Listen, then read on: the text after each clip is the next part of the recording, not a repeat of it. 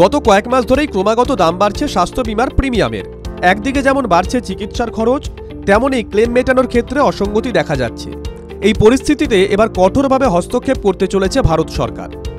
ইতিমধ্যেই দেশের বীমা নিয়ন্ত্রক সংস্থা IRDAI বা insurance regulatory and development authority of ইন্ডিয়ার সঙ্গে বৈঠক করেছে ভারত সরকার। এই বৈঠকে উপস্থিত ছিলেন হাসপাতাল ও বীমা সংস্থার শীর্ষকর্তারা। এই বৈঠকের লক্ষ্য একটাই, প্রিমিয়ামের খরচে লাগাম টেনে ধরা। স্বাস্থ্য বীমার খরচ বাড়ার কারণটা কি?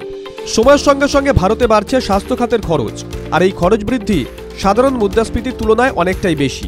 এমনকি গোটা বিশ্বে স্বাস্থ্য খাতে যে হারে খরচ বাড়ছে তার তুলনায় ভারতের খরচ বাড়ছে অনেকটা বেশি হারে। AON রিপোর্ট বলছে, ভারতের স্বাস্থ্য খাতে মুদ্রাস্ফীতির হার আগামী বছর দাঁড়াবে 11.5%। গোটা বিশ্বে এই হার কিন্তু 9.8%।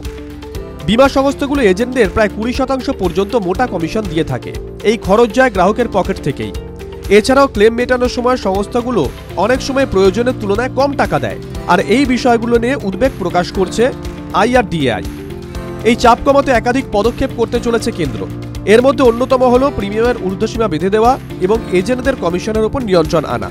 এছাড়া সরকার আরও দেখছে, সম্প্রতি যে স্বাস্থ্য বীমার প্রিমিয়ামে GST শূন্য করা হয়েছে সেই সুবিধা পলিসি হোল্ডারদের কাছে পৌঁছচ্ছে কিনা।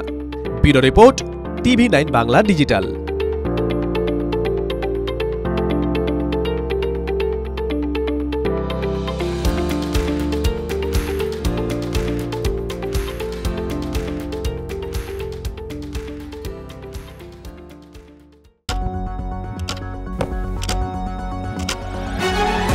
রাজনীতি শুধুই কি রাজার নীতি? রাজা উজিরের চোখে নয়, আপনার আমার চোখে সমাজের ছবি। কঠিন কথা সহজভাবে না বললেই নয়। প্রতিদিন রাত 9টায় TV9 বাংলায়। TV9 বাংলা না দেখলেই নয়।